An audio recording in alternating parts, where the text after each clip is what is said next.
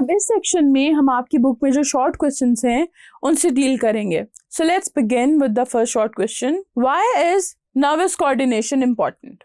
अब सीधा सा सवाल है कि नर्वस कोऑर्डिनेशन क्यों होनी चाहिए। तो मैंने आपको ये 4 पॉइंट्स दिए हुए हैं कि सबसे पहले तो जो स्टिमुलाई को रिसीव करने के लिए भी कोऑर्डिनेशन का होना ज़रूरी है और उसको आगे ट्रांसमिट करने के लिए भी। दूसरी बात है कि it involves in the detection of stimuli by different sensory organs यानी रिसेप्टर्स वगैरह।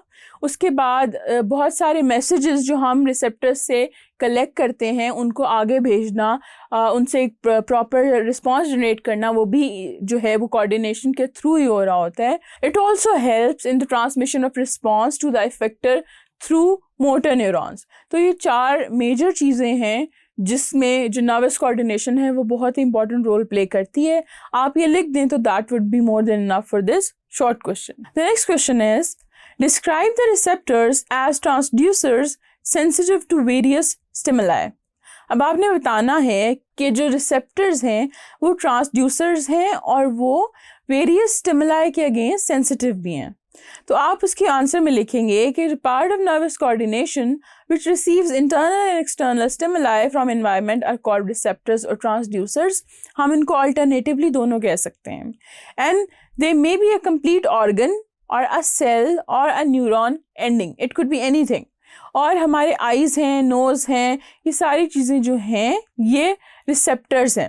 अब ये जो चीज़ है कि आइज़ में भी रिसेप्टर्स हैं, नोज़ में भी हैं, आपकी टंग पे भी हैं, आपकी स्किन में भी हैं, तो ये सारे डिफरेंट तरह के स्टिमुलाई से डील कर रहे होते हैं। दैट्स व्हाई इट एक्सप्लेन्स कि हमारे पास जो स्टिमुलाई आते हैं वो डिफरेंट रिसेप्टर्स के साथ इंटरैक्ट करते हैं और वो डिफरेंट टाइप के होते हैं। तो आप ये सब लिख देंगे तो that would be more than enough for this short question. The next question is, name the 5 fundamental parts of a reflex arc। तो सबसे पहले तो आप रिफ्लेक्स आर्क को डिफ़ाइन कर दें कि वो क्या है। वो एक ऑटोमेटिक इनवॉलंटरी रिस्पॉन्स है और उसमें आपके जो ब्रेन के हायर सेंटर्स हैं उनकी ज़रूरत पेश नहीं आती। यूजुअली वो कोऑर्डिनेशन जो है वो हो रही होती है आपकी स्पाइनल कॉर्ड के थ्रू, और उसमें जो है 5 चीज़ें बहुत इंपॉर्टेंट हैं और वो हैं रिसेप्टर है, फिर सेंसरी न्यूरॉन्स हैं, फिर इंटरन्यूरॉन्स हैं, फिर मोटर न्यूरॉन्स हैं, और इससे हो के एंड पे इफेक्टर तक बात जाती है। और इफेक्टर कोई ऑर्गन होगा, कोई मसल होगा जो कोई मूवमेंट प्रोड्यूस करेगा या रिस्पॉन्स प्रोड्यूस करेगा। तो ये आप लिखेंगे तो that will be sufficient for your short question. The next question is, what is the function of a neurotransmitter. अब आप पहले बताएं कि न्यूरोट्रांसमीटर क्या है। बता दें तो भी ठीक है, ना भी बताएं तो it's a short question. Then आप बताएं कि जो नर्व इम्पल्सेस की मूवमेंट होती है along the synapse that is called a synaptic transmission. और आप ये बताएं कि it takes place in the formation of a message which is transmitted across the synapse in the form of chemical messenger called neurotransmitter. यानी synaptic जो membranes हैं, जो synapse हो रहे होते हैं, उन पे जो चीज़ मैसेज लेके आगे जाती है वो न्यूरो ट्रांसमीटर है और यही न्यूरो ट्रांसमीटर्स का फंक्शन है। The next question is, what characteristics do the brain and spinal cord have in common. तो आप ये बताएं कि जो कॉमन कैरेक्टरिस्टिक्स हैं आपके ब्रेन के पास और स्पाइनल कॉर्ड के पास, उसमें ये है कि सबसे पहले तो they are covered with 3 protective membranes और हम उनको हम मेनिंजेस कहते हैं। और एक दूसरी सिमिलैरिटी ये है कि जो आपका ब्रेन है वो क्रेनियम के अंदर जो है इंक्लोज्ड है और आपकी स्पाइनल कॉर्ड जो है वो आपकी वर्टिब्रल कॉलम के अंदर, and both are highly protected. और फिर मेनिंजेस जो हैं उनके जो नाम हैं ड्यूरा मैटर है, अरेक्नॉइड मैटर है, पिया मैटर है, ये दोनों के अराउंड होती हैं। फिर अरेक्नॉइड और पिया मैटर के दरमियान एक फ्लूइड भी होता है जिसको हम कहते हैं सेरेब्रोस्पाइनल फ्लूइड, और ये भी आपके ब्रेन और स्पाइनल कॉर्ड तक एक्सटेंड हो रहा होता है। तो ये सिमिलैरिटीज़ हैं आपके ब्रेन और स्पाइनल कॉर्ड में। तो इसमें ये 4 पॉइंट्स अगर आप लिख देते हैं तो इस शॉर्ट क्वेश्चन के लिए बहुत है। The next question is, what is limbic system. अब इसमें आप पहले लिम्बिक सिस्टम को डिफ़ाइन कर दें। डिफ़ाइन करने के बाद आप बताएं कि मेजरली उसके अंदर 3 स्ट्रक्चर्स आते हैं। We have a hypothalamus, we have amygdala and we have hippocampus. अब इन तीनों की डिटेल्स जो हैं ये मैंने आपको प्रोवाइड भी कर दी और आपकी बुक में भी मेंशन है। आप इन तीनों की थोड़ी थोड़ी डिटेल्स 2-2 लाइनों में लिख दें तो that would be more than enough for your short question. The next question is, name the sensory receptors of human skin. अब आपसे आपके जो स्किन है उसमें मौजूद रिसेप्टर्स की बात कर रहे हैं कि वो कौन से हैं। तो आप जो हैं शुरू करें हेयर पैपिला से, कि सबसे पहले तो आपके जो स्किन पे हेयर हैं वो भी रिसेप्टर्स हैं, they can sense a lot of things. फिर आप कॉर्पसल एंड मार्कल डिस्क की बात करें, फिर आप पेसिनियंस कॉर्पसल की बात करें, नोसिरिसेप्टर की बात करें, थर्मो रिसेप्टर्स का बताएं, और फिर उसमें भी आप 2 जो टाइप्स हैं वो मेंशन कर दें।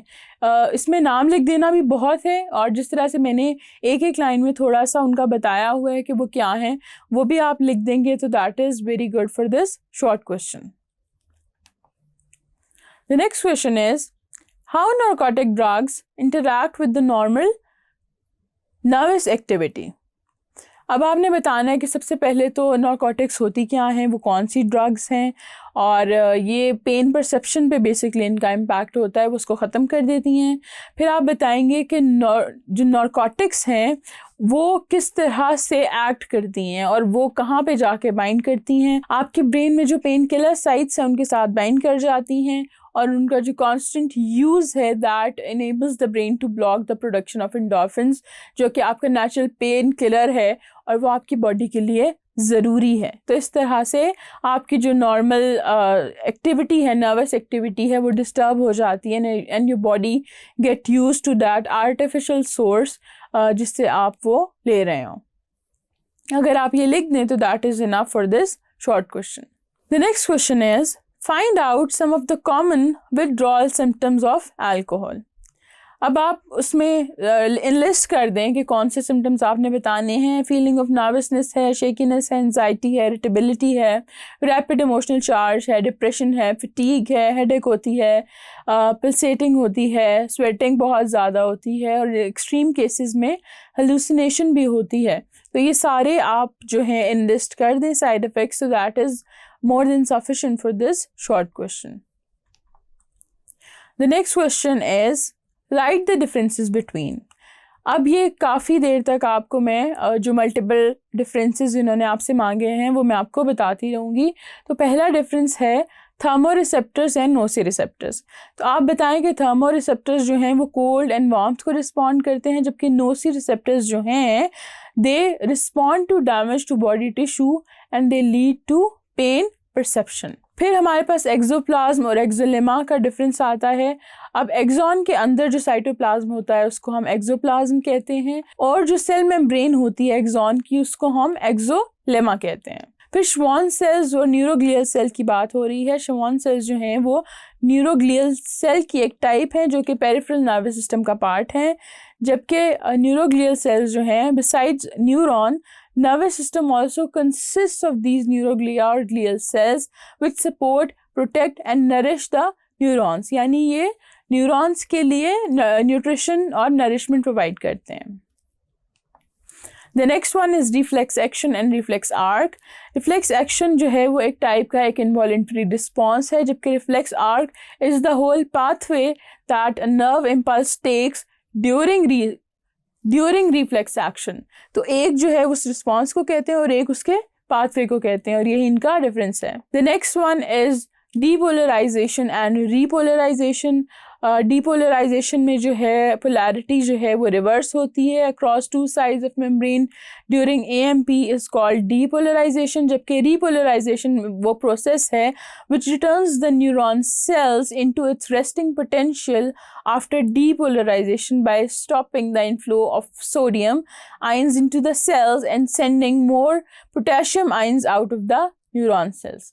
तो ये मेजरली आप लिख देंगे और बाकी जो 2 पॉइंट्स हैं वो भी मेंशन कर दें, तो that is more than enough. Then the next difference is refractory period and absolute refractory period. अब होता ये है कि एक एक्शन पोटेंशियल के बाद जो नर्व फाइबर है it undergoes a period of recovery in which it regains its original ionic distribution and polarity and prepares itself for the next stimulation। इस पीरियड को हम कह रहे होते हैं रिफ्रैक्टरी पीरियड, जबकि जो एब्सोल्यूट रिफ्रैक्टरी पीरियड होता है ये पार्ट ऑफ रिफ्रैक्टरी पीरियड ही है। कौन सा वाला है? In which the nerve fiber is not able to give response to a stimulus of any strength, और उसको हम कह देते हैं absolute refractory period. The next difference is pre synaptic neuron and post synaptic neuron. जो pre synaptic neuron है, it is the neuron which carries an impulse towards a synapse, that one जो लेके जा रहा है synapse की तरफ, इसको ट्रांसमिटिंग न्यूरॉन भी कहते हैं। एंड पोस्ट साइनेप्टिक वो होता है which receives an impulse after it crosses the synapse, that one is called a post synaptic neuron. Then the next difference is between axon and dendrons or dendrites.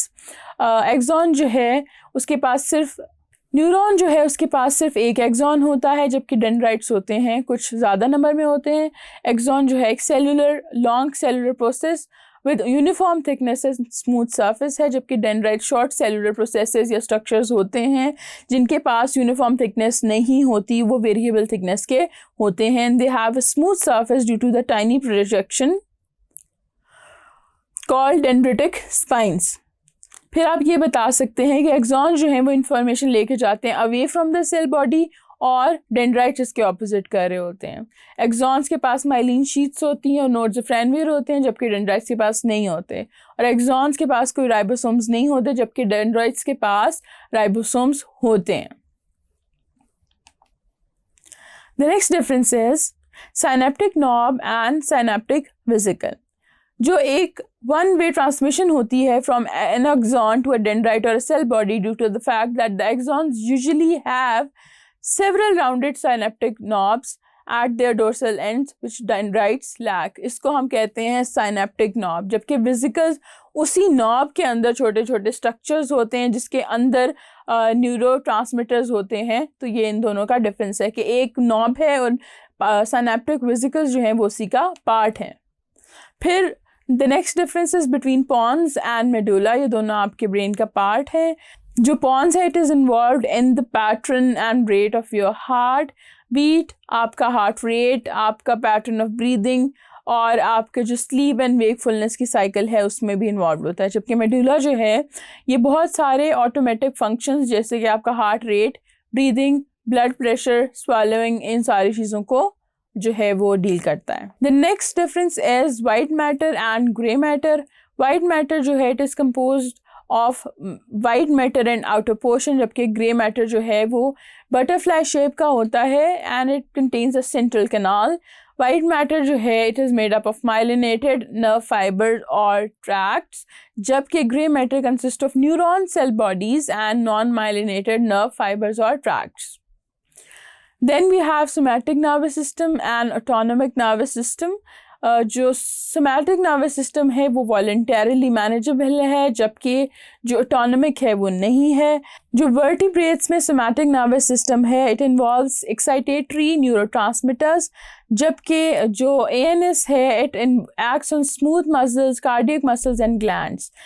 जो SNS है that needs only one affected neuron, जबकि ANS should have two afferent neurons and ganglia to transmit a signal। तो ये आप differences देखते हैं इनके दरमियान में, तो that would be more than enough। यहाँ तक आपके जो शॉर्ट क्वेश्चंस थे वो ख़त्म होते हैं। नेक्स्ट सेक्शन में हम आपके लॉन्ग क्वेश्चन से डील करेंगे।